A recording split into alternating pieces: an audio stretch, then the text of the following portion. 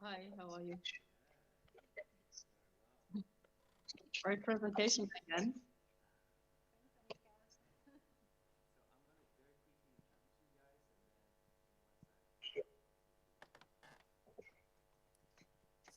So Anika Meier and Manuel Rossner are connecting from Berlin right now, and they're really, to me, like big stars of Web3 communities.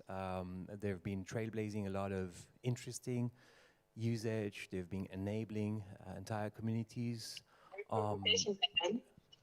And maybe you can. Yeah, okay. Can you hear me? Yes. Just one sec.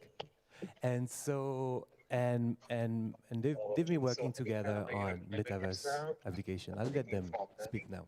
Right now? Right. They're really like big stars of Web3 communities. They've been trailblazing a lot of interesting usage. They've been enabling entire communities. And maybe you can. Can you hear me? Yes. Just one second. And so, and okay, I have to change something here. Okay, hi. Yeah, I think maybe maybe you're a bit slower, but you want us to start, right? Okay, great. Manuel, can you switch back to presentation mode? I was hearing you through the broadcast, which has a bit of delay. Okay, can we go back to Manuel to presentation mode? Okay, great. Yeah, Yes. I'm Anika and Manuel, you're Manuel. He's an artist, I'm a curator. We've met each other in 2017, I think it was, due to a Metaverse project Manuel was doing for an institution in Germany, Düsseldorf. Manuel is one of the pioneers in Germany working with VR, and he started very early on building virtual galleries and meta spaces in the metaverses to display art. And we worked together on quite a few projects, so that's why we decided to present together. One step at a time, I think, is a good approach if you enter new territory. So we chose that for the demo. I would briefly also like to say something and then kick it off.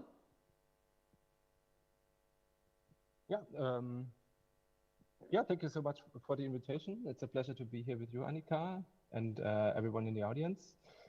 Should we dive right into it?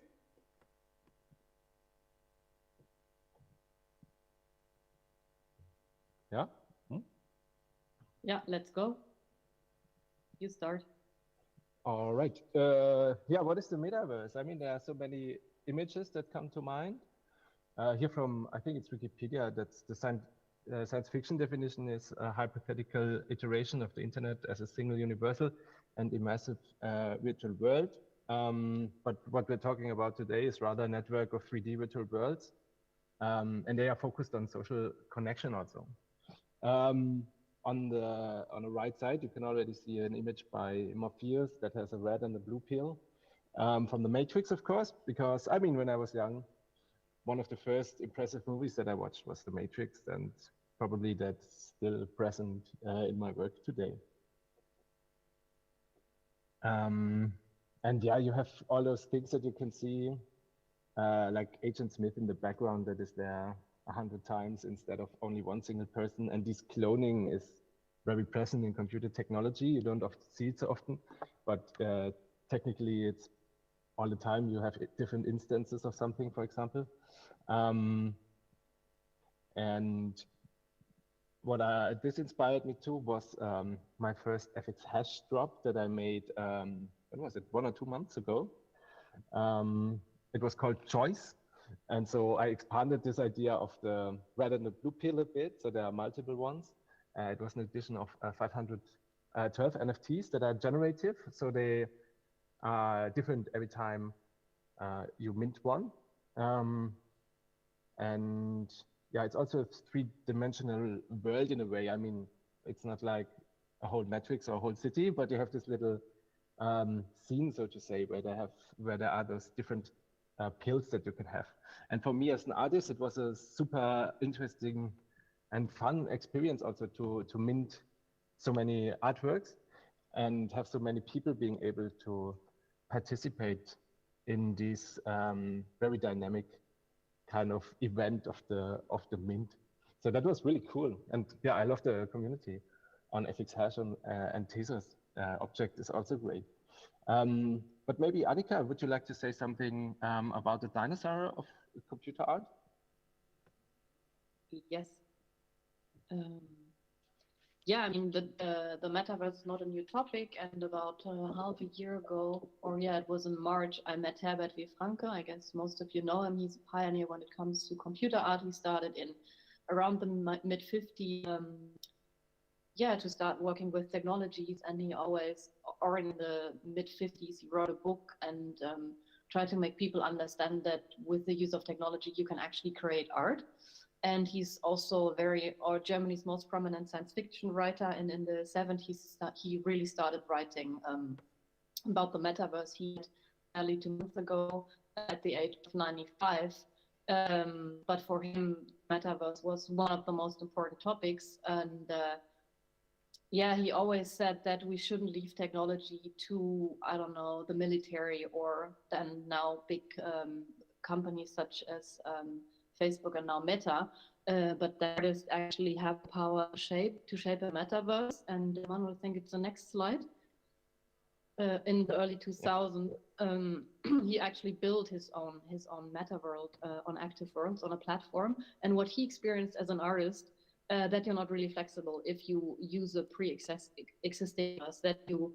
And I guess all of the artists in the audience or everyone, entering, for example, Decentraland or CryptoVoxels, you have basically a set of things you can work with, and that limits you. So he was a bit frustrated, but also then took up the challenge, and he started building not a gallery actually, which he called a Z gallery, and there he exhibited other artists where he displayed his own work. And he bought land, which was I think it was super cheap back then. I think something like $100, $200 for like quite big land. And so yeah, I mean, I guess that's also what artists experience today when they try to display their work or build something in any existing metaverse or a virtual gallery space. You have to, you work within the constraints given to you by the platforms. And when I met Manuel in 2017, I met him, as I mentioned prior, built something for an institution, and Manuel started doing that very early on when he was still a student in art school. Manuel, I guess it's good if you take over from here. Sure, yes, yeah. So yeah, talking about art school in 2012, I launched a Float Gallery, which is a space that I communicated or that you experienced online in the beginning. Now there's also a virtual reality version, but I started to build or rebuild physical spaces in 3D. Often people are asking why you can do everything in the digital space, so it's super boring to replicate white cubes. But I think that also in the video in the background, you can already see very well that by doing this, it's possible to relate artworks to each other, and you have a common ground in terms of what you're talking about, and you can focus on one artwork instead of the whole space. What would be the case in an immersive, fully immersive work that is not in some kind of known territory. And in this project, I also noticed that it's very hard to continue doing digital work, and maybe that's an interesting word for so many critics about NFTs. What I noticed is that through these tokens, there's a new way of working in the community and a new permanence of the artworks. And for Herbert V. Franke, the example is great because there has been so much appreciation in the digital art world for his drops and his whole life work that received a new interest and relevance with this. Also with the huge tribute that is happening right now. And then based on this project, I was invited to create something for the NRW Forum in Düsseldorf, where I also met Anika. And this is a digital extension building. You walked into the museum, you received virtual reality glasses, and then you continued walking in this extension building, where you then found the artworks of 5 or 4 other artists and myself. And this was really a huge virtual reality experience back then in 2017. And so you can see that I'm really interested in merging the physical world, but also extending it and playing with the possibilities of the digital. Another piece for Frankfurter Kunstverein in 2017, where I'm asking, like, this liquid metal, you can't control physical material in this way at the moment. But in the digital you can, but the quality is not as good in the digital. So my question is, will we first be able to control matter or to really influence the physical world in the way we want, like, or this impossible way maybe? Or will the metaverse or the digital world be so convincing that we can't tear it from the physical world, which would be then some kind of matrix moment, maybe, I don't know. But I'm also like interested in bringing those experiences in the physical world. So here you can see how it was installed, the Vive classes, and then the colors from the digital space.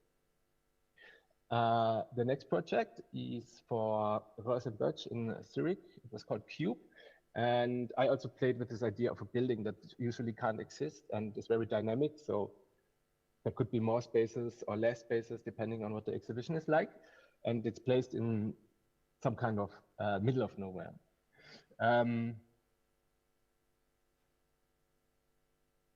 Here's another example of an artwork. This is Chiara Passa, who made some very nice abstract sculptures in this space. And I guess one thing you've learned also that was interesting for me as a curator, because we met because I had to actually travel to NRW Forum. I also traveled to be there. As you've just mentioned, people had to put on their VR glasses. And then Johann König invited me to curate an exhibition with him at König Gallery.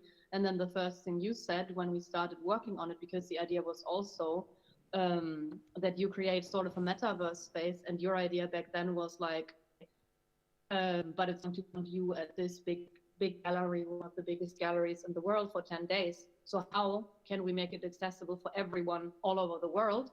And your idea was, yeah, let's just build an app. And Johann and I, we just said, okay, yeah, sure, let's build an app. And then we built an app, and you've, for outside of the brutalist church from the 1960s, I think the König Gallery is one of the most iconic gallery spaces. People know. We started working on an app, and I think it's the next slide. And then people, when we launched it, we actually, Johann, Manuel, and I, and the König Gallery, we've done an Instagram posting and told people, well, that was during the pandemic. That was in April 2020, when everyone moved online. And we posted and said, well, we've just launched an exhibition on the internet. Please go and find it. At 5 o'clock, we posted that, I think, at 9 in the morning. And we said at 5, we tell you where you can actually find it. And we gave people hints. And at some point, people found it on the App Store and on the Android Google Play Store. And you actually walked around a gallery in Manuel's exhibition, which is sort of a mixture between a game and an exhibition. But there was actually, you could not win. You could actually just walk through it, but in a very interesting way. You wouldn't be able to, you go to König Gallery, you can't jump on the artworks, right? You can't throw sculptures over, and the whole building is just fully functional and not sort of like torn apart. And then like we kept working on it, and 1 year later, and the most interesting part was that through social media, people who actually visit the exhibition were connected. But then, that was during the pandemic. And then 1 year later, I think that's the next slide. We actually, so if you don't know, you might not know, because on the left side, it's the piece, digital exhibition, and on the right side, it's actually the physical artwork. So yeah, and that was on view in the exhibition. Johan and I then physically in the physical gallery space curated together. The artist is online and was also on view in the Decentraland. And Manuel is, as you've seen, a 3D architect. He builds virtual gallery spaces for institutes, museums, and galleries. Yeah, NRW Forum, Röhrs and Birch. And then he also, put König Gallery in the Decentraland. I can show that, yeah. Exactly. So, which was then quite interesting again, I think also for the artists, because, I mean, we could actually, sort of like just install the gallery in there, but then, what you can do in Decentraland is basically display JPEGs, and you work within constraints. But still, people could come together, and I think that's the most important aspect when it comes to Metaverse, the social aspect, and that people like really enjoy coming together. We launched in August 2020 another project together. It was a digital solo show by the artist Thomas Webb. It was a 2D pixel art game. You might know it because today it's one of the most interoperable metaverses of the world around. And that was in August 2020, and 4,000 people came. I mean, midsummer, right? 4,000 people came to the opening. So people like really enjoy meeting in these spaces. And as you can see, there were like many artists and many visitors coming together. So I think that's going to be the big strength. The Metaverse, the community aspect, and like people. And for us at the gallery, it has always been about creating experiences online. So that's what Manuel has done. That's then what we've also done then in Decentraland. And one anecdote, I mean, that's Manuel's avatar. And you really actually had to have gaming skills to be able to jump on that sculpture. And everyone then, as you can see, met on the bell tower, and the only person who couldn't make it onto the bell tower was myself. So everyone was on there partying, and I just couldn't. My gaming skills were not strong enough, so I was not able to join the party at the rate. I just kept falling down and decided, well, I just go somewhere else. Okay, cool. Okay, yeah, the community aspect was then I think we can show the next slide. Yeah, and then Manuel actually got invited by institutions such as Hamburger Kunsthalle, has done, what he has done also for König, and then later also for Grand Palais. You can enter these things through his app. And then the next big step for you, Manuel, was that you've actually decided, well, since you are actually able to build a virtual gallery and a virtual space, you decided to do it yourself. That's also the connection to what you've started with, the float gallery. Yeah, that's actually true. Oh, I want to play the. Maybe you move the sound. It's German. But what you can see here is a construction site in Berlin for a new museum next to the Neue Nationalgalerie, and I permitted myself in a way to place my own place next to it, just because the place isn't in use anyway. And I think the question what institutions can do with digital technologies is not fully answered yet. And so as a single artist, I'm trying to use my skills as good as possible, of course. And I created this first show of work that I own as an NFT. So you turn into this little character again when you open my own app, and then you can have an exhibition experience of the works that I have as an NFT. So many of them are friends of mine, or I really admire their work. And it's really interesting how far you can push this as an artist in the metaverse. So there's a specific architecture for it, also a dedicated website, and maybe people really thought that it's a new huge institution, but in the end, I mean, of course it also is, but it's also the work of a single artist. We had the problem that it was done. We actually got a bit into trouble because people actually thought you opened as an artist a new big art institution, and then people started complaining that they were not part of the exhibition, because I think it was you called your collection Real World Collection, and we've really done a beautiful asset, announced the launch of a new institution and, you know, the display of a huge private collection, 30 years of real world collection. But we've done that on purpose because Manuel has just shown you the space where he actually put the building. And I mean, maybe people who don't live in Berlin might not really have been familiar with the whole circumstance, because that on that location they currently built a museum. What is it called again? A museum for Museum des 20.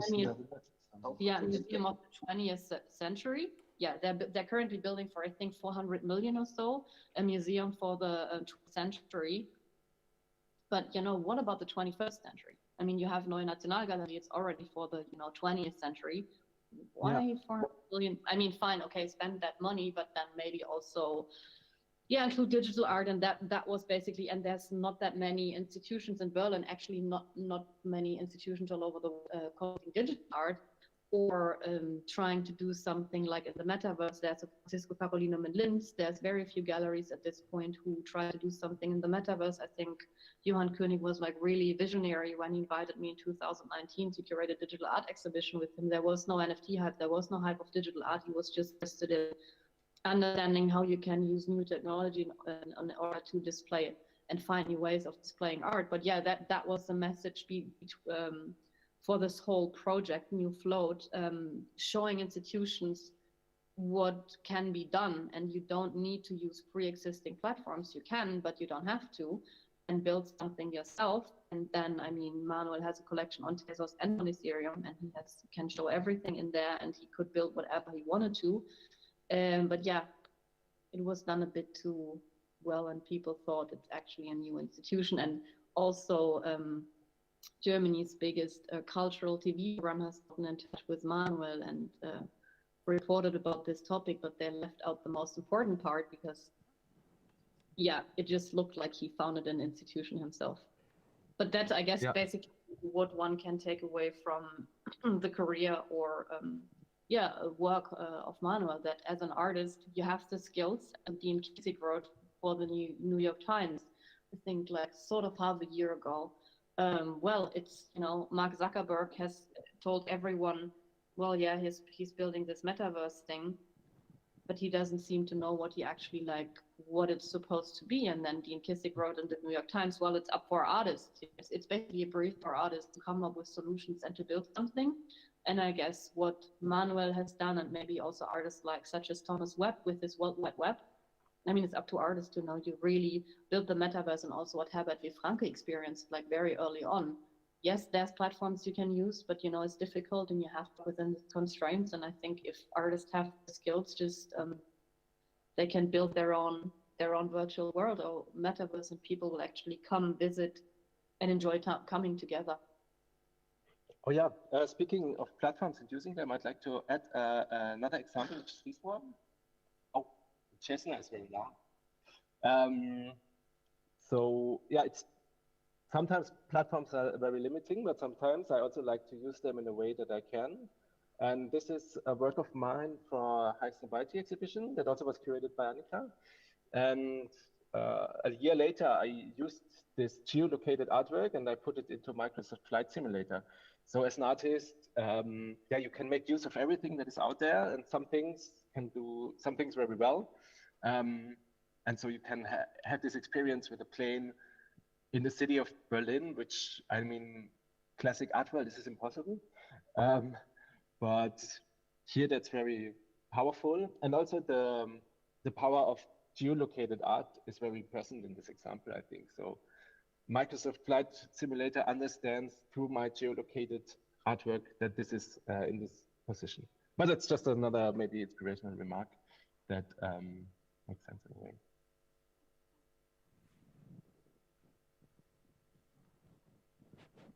Thank you, guys. And then in conjunction with New Float, you also dropped your first NFTs on Tezos, on Object. Yeah. True, yeah. And they also grew into a series. So here's two examples of things I minted on Tezos, Object to be more specific.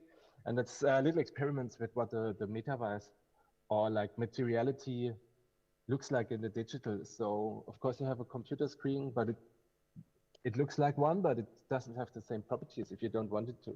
Or like the paper clips on the right side, which is a reference to the paperclip maximizer, which is thoughts about AI if you're interested in it. But yeah, I'm really interested. You know what wood is like when you break it or when you burn it, but in the metaverse, the rules are very different. So in my examples, all objects are kind of soft and bouncy, at least in the series. And I really like to play with these possibilities. And then the most recent drop was Chance, which is kind of a digital version of a lava lamp. I'm interested in lava lamps because one of the most important infrastructure companies of the internet that you supposedly have never heard of, they have, I don't know, 100 lava lamps or something to be able to make unique random numbers, which is a problem for computers because they are deterministic, so they always produce the same output. If they get the same input or it's mixing something up and it looks random, but it's not really, but for security reasons, you really need random numbers, and they use lava lamps for that. And in reference to that, I built this FX hash drop.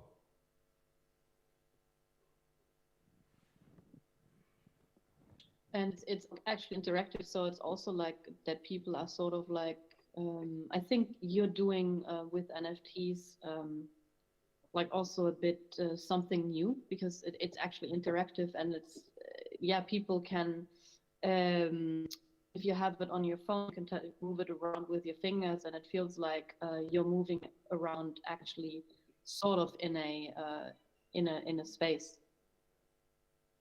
Yeah. That's also really important for me and my work, that it's really this, I don't know, little not really metaverses, but like dynamic worlds that at least offer a glimpse into what's possible. Yeah. I think we're sort of over time already. So if there's questions from the audience, have to be speedy because to keep everything. I will ask if there's any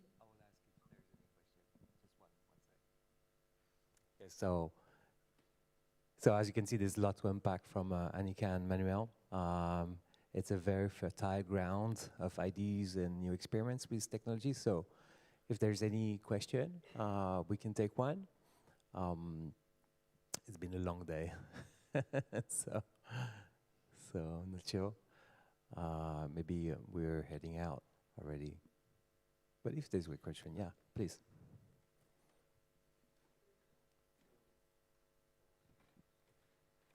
Are you muted now, right? Because I can't hear anything. Yeah. Do you get an echo or it's fine? It's fine. Hi, thank you so much for coming and thank you so much for taking the stage. Just a quick question: how do you see that the artist community on Tezos is dealing with the merge that have occurred a few weeks ago? Do you feel before and after? I mean, like as a collector, I'm really active in the community and I don't really feel it, but I'd like to have like really the opinion of Tezos artists. How do they feel, if they feel any difference?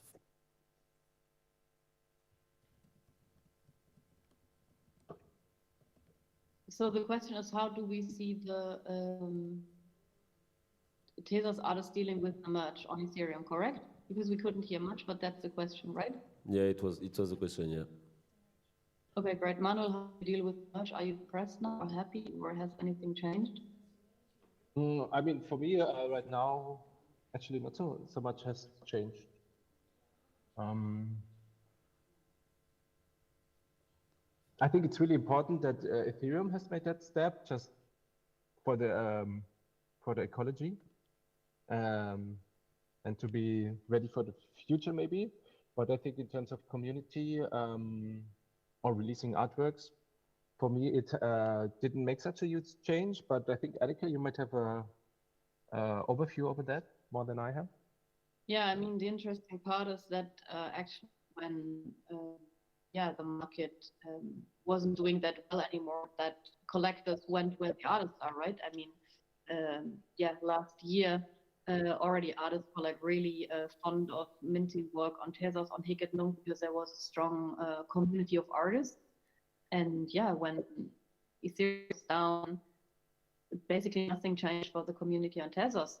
The total opposite was the case. The collectors went where the artists were, and that hasn't changed. And I never doubted that the merge would change anything for Tezos, because the community of artists and collectors is actually like super strong and supportive of each other. So I think Tezos has really achieved to become the blockchain for arts and culture at this point, also due to people really supporting projects like, or doing exhibitions like Nicole from Vertical Crypto Art, and also Mizan Hariman building up the collection for Tezos. So yeah, I think it's just the community is just too great. And what we see every day on Twitter is also that collectors, like big wealth collectors from ETH, are coming over to Tezos and start collecting on Tezos and being like really interested in what's happening on Tezos. So it's only, I think Tezos and FX Hash will only become even more popular and more widely used. And the merge does not affect any of this, to my experience. Thank you.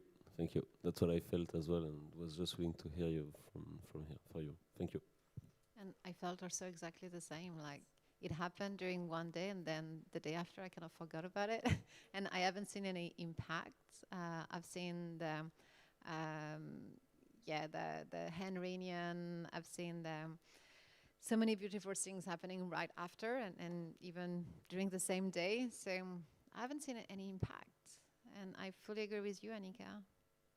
I think Tezos is where the artist community is, and people are having fun. And I think it's been years that artists are actually feeling so much pressure from so many different players or structures or infrastructures. So finally having this freedom is so much liberating that it's really becoming very precious, and it will be difficult to actually give it away.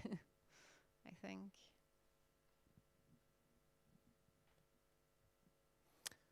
Thanks, Jan. I think we're gonna conclude this way, and thank you very much, Anika Meier and Manuel Rossner, for taking the time to share your experiences in your amazing art. Manuel will continue to follow your experimentations at close watch. So thank you very much, and see you in the Metaverse. Bye. Bye-bye.